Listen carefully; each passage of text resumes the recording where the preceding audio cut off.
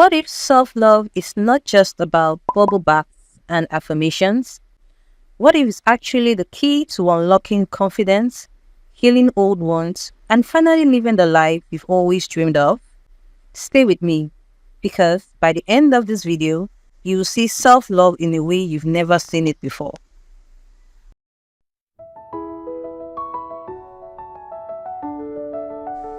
Let's be honest, self-love is one of the most talked about topics online. But here's the truth.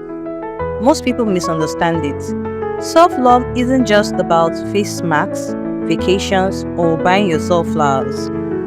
It's about creating a foundation for mental health, emotional healing, and long-term success. Without it, you'll keep running on empty, chasing validation and struggling with confidence.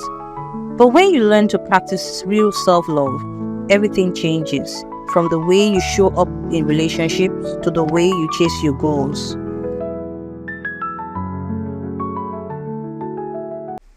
Here's where many of us get stuck: the misconceptions. Society has painted self-love as either selfish or superficial. If you set boundaries, you're told you're difficult. If you take time for yourself, you're called lazy. And if you choose yourself first, you're labeled selfish. But let me ask you this. How can you pour into others if your cup is empty? How can you show up in your career, your relationships, or your dreams if you've abandoned yourself? Another challenge: the inner critic. That constant voice that says you're not enough.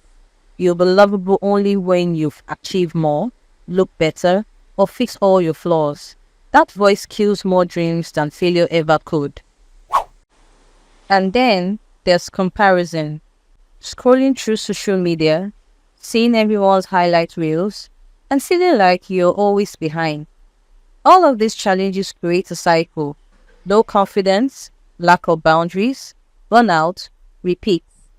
That's why so many people chase external validation instead of building self-love from within.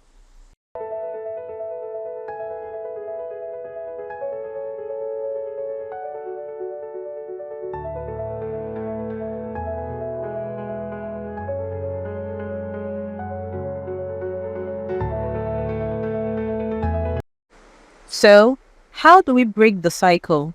Let's talk about the real pillars of self-love. 1. Acceptance. This is about embracing yourself as you are, imperfections and all.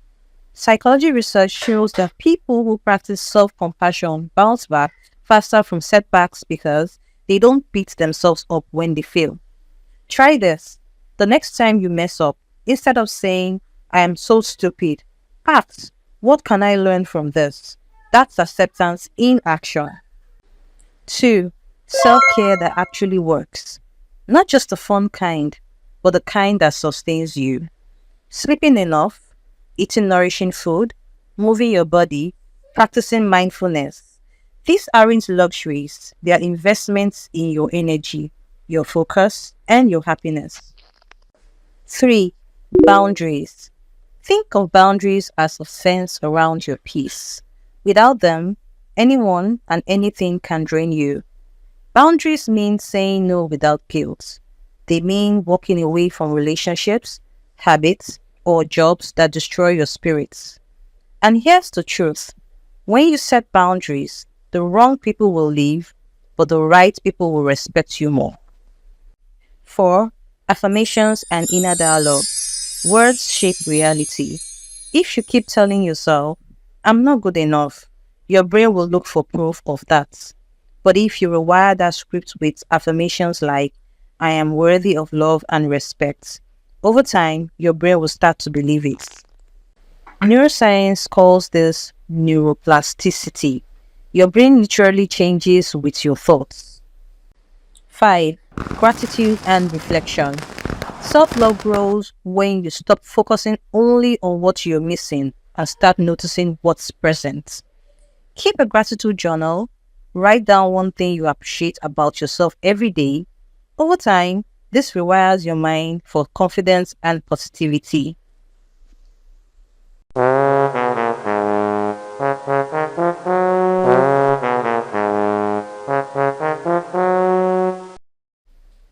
about this right now.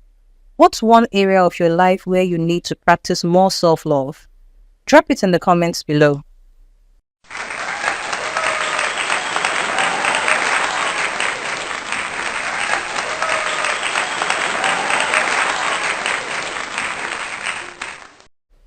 Let me share a personal story.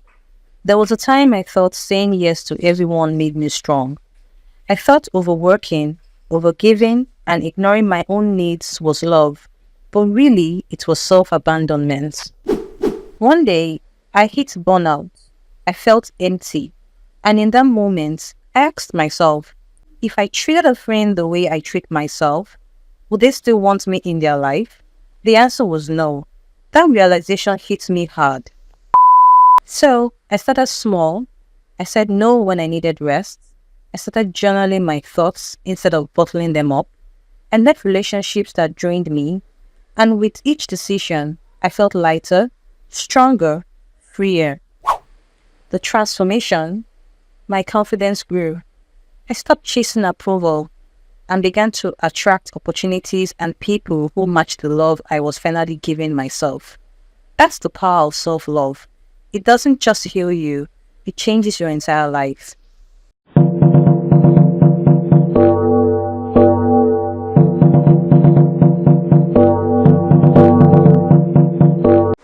So, let's recap. Self-love is not selfish.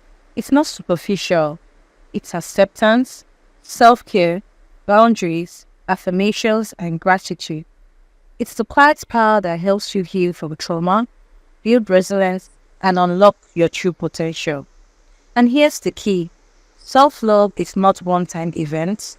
It's a daily practice, a journey, and some days will be easier than others, but every step counts.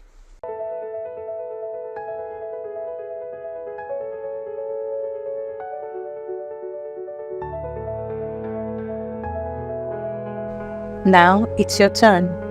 In the comments, share one way you plan to practice self-love this week. Maybe it's setting a boundary, maybe it's giving yourself rest, or maybe it's simply saying, I am enough. Remember, you are worthy, you are enough, and your journey of self-love starts right now.